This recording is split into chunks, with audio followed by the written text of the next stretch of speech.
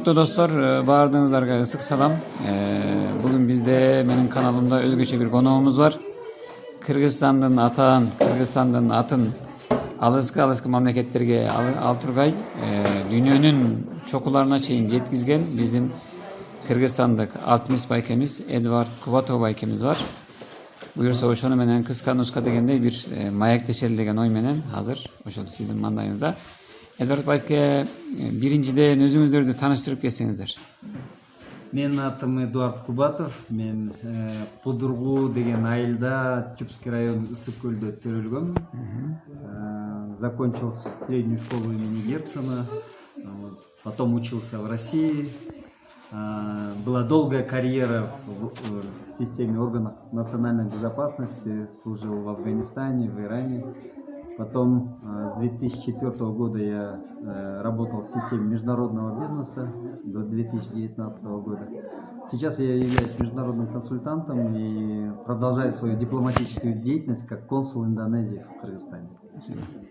Эми Адилет Браке, биз сиздин атыңызды буга чейин укканыбыз эмес элек. Бирок биринчи жолу жанагы тетиги Эвересттин чокусуна Кыргызстандын желегин көтөрүп кайрылганыңызда мен анан биринчи жолу уктум, анан аябай толкундадым чынын айтканда. Ошондо сиз альпинизмге качан кызыга баштадыңыз? Альпинизмге мен деген 2014-жылы келдим. Ошондо биринчи чоң тоонду багындырдым. Это пик Ленина. 7134 метра. Это первая моя вершина в моей жизни. И на этой вершине я встретил очень знаменитого, легендарного российского альпиниста Сергея Богомолова. Ему сейчас 70 лет, и он предложил мне сделать соло-восхождение на пик Ленина. И он стал моим учителем, и он, именно благодаря ему я перешел в альпинизм и начал серьезно заниматься альпинизмом. Буга чейин дүйнөнүн кайсы чокуларына чыгып калдыңыз? Ну вот первая гора у меня пик Ленина, потом я стал участником международной программы 7 вершин, JETITO, это 7 высших точек 7 континентов.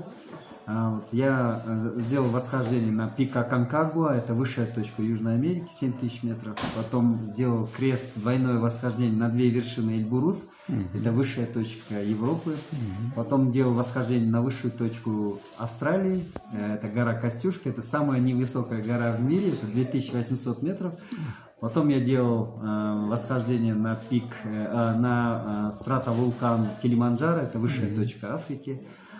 И пятая вершина у меня Эверест, это высшая точка Азии и высшая точка всего мира. 8848 метров и 86 сантиметров.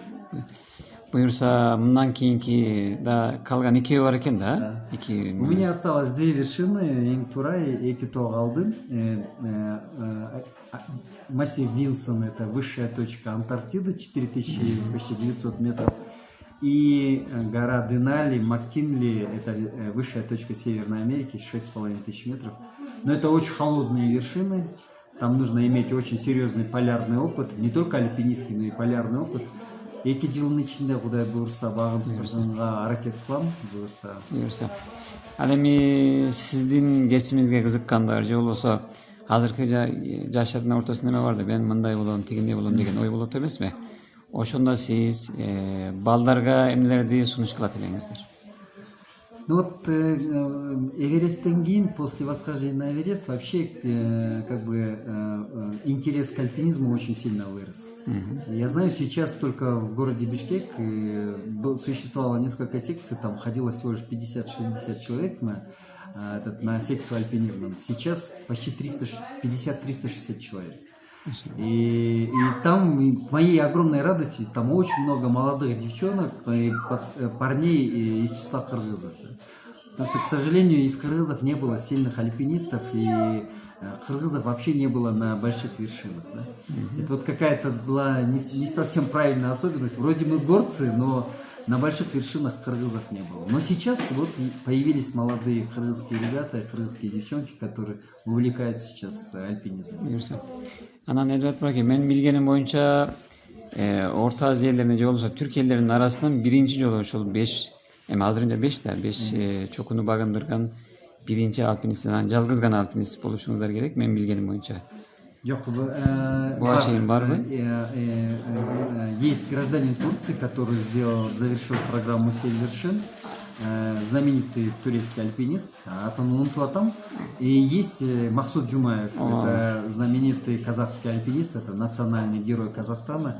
Он первый казах, который покорил Эверест, и первый казах, который он завершает программу «Семь вершин». Я думаю, я постараюсь быть после него.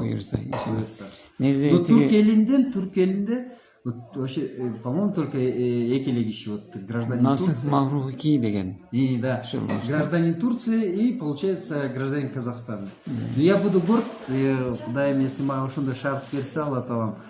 Если мен 7 тонну бүтүрсөм, мен бул деген аябай чоң будет большое достижение.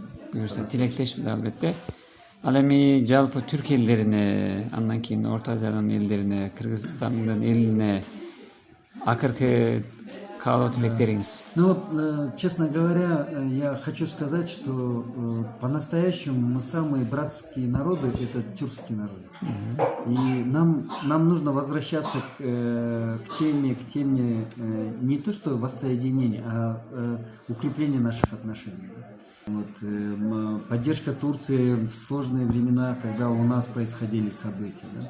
Я вообще уверен в том, что именно турецкая интеграция, интеграция тюркских народов будет иметь большую перспективу, потому что у нас есть общий язык, у нас есть общая история, у нас есть ататала, есть энетала, и мы объединены одной территорией. Да? Поэтому и одной культурой. Поэтому я уверен, что в интеграции тюркских народов есть огромное будущее. Буюрса. Эмесе кийинки сапарларыңызда ийгилик каалайбыз деп атпайбы, буюрса ошол 7 чокунун баарын тең багындырган адамдардын, alpinistтердин тизмесине кириңиздерди бизде тилейбиз, ийгилик каалайбыз. Сизге да чоң рахмат. Кыргыз элим бүгүн 23 майда 8 saat 35 мүнөттө Алла Тааланын буйругу менен Жамалоңгон чокусуна, Эвересттин чокусуна чыктык. Кыргыз элим, касиеттүү кыргыз жерим, сүйүктүү мамлекетим Кыргызстаным, ушу жеңишимди силерге багыштадым, силерге арнайм. Кыргыз элим, эрдигибизди унутпайлык, намысыбызды унутпайлык, эркиндигибизди, касиеттүү жерибизди сактап калайлык. Эң негизгиси, туугандар, накта эгемендүүлүгүбүздү сактап калайлык. Антесе пул болуп калабыз.